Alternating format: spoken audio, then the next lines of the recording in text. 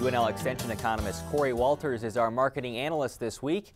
The USDA Wednesday released its June crop report. The agency left alone production numbers for this season's corn and soybean crops and only slightly reduced soybean ending stocks to 125 million bushels.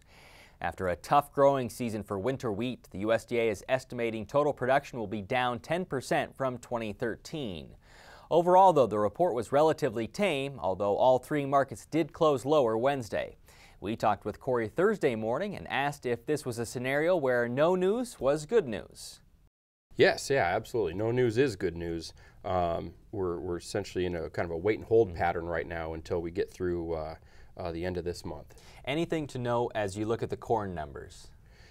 Nothing too particular, just at least they didn't change anything on the old crop side. The new crop side, it's fairly common not to see an acreage or a yield change at this point right now. We're waiting until that June 30th July WSDA report. Sort of stacking up all the snowballs for that one. Yeah, and they're out right now looking for the acreage report, getting those estimates right now. So, yep. Let's look at soybeans here.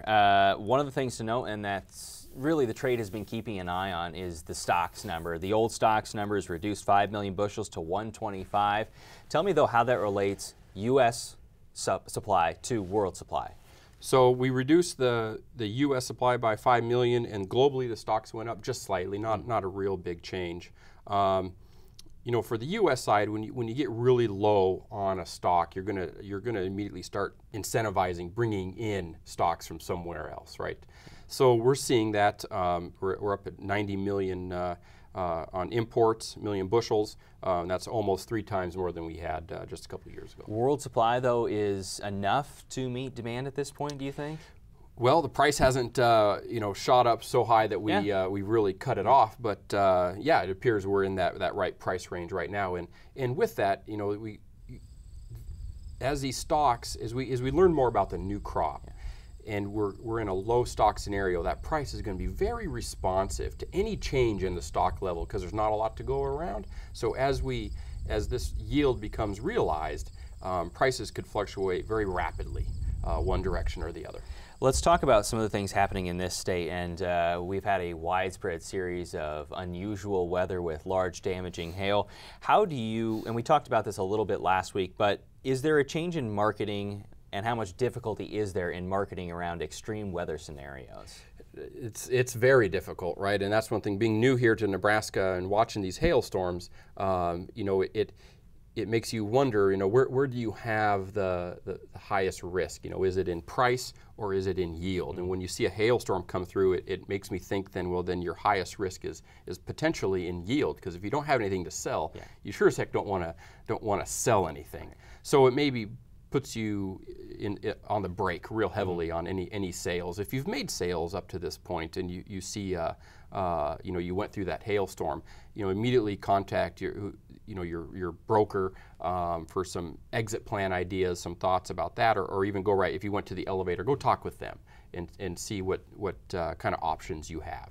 You mentioned you're new. You're originally from Montana, I believe, and went to Kentucky then. And some of the work you did in Kentucky was focused around trying to determine how much you should be sold around your crop insurance. That's something we talk about a decent amount when you talk about new crop being sold to a certain level of crop insurance.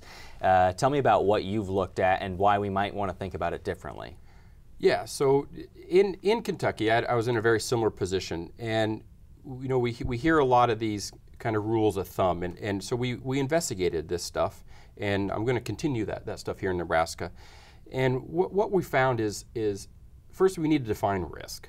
What is it? And often I'll ask audiences, what is the risk that they're worried about? And you might get some blank looks a little bit. And some of them, you hear answers usually, well, I don't want to lose money. Or you might hear someone else say, well, I don't want to go broke. And so we decided that we would lean more towards the broke side, because you can lose some money this year and still farm next year. You just got to move with working capital and assets and your banker. So what we found in defining risk as going broke, or what we call farm failure, that there's a few important pieces that you need to understand about your ground and the area you farm in. One of them is the price-yield relationship. If you're out in eastern Nebraska raising dryland corn, when yields start going down, you're so close to the heart of the corn belt, the prices are likely to start going up, and that's a bad scenario to be in if you forward contracted a whole bunch of bushels, because you don't have anything to sell, and then to get out of them, you're at a much higher price. Now, as you go west, that change is going to change quite a bit, that relationship. So that's one thing to keep in mind. And then the other one is how is your yield risk, essentially? How much yield risk do you have? If you've had a very tight distribution of yields over time, that's going to change your marketing plan to someone who's had a couple very low yield risk or yield events over in the past. So those are things to keep in mind. And what we found is actually it's the optimal point of expected income and risk is much lower than the guarantee bushels being sold.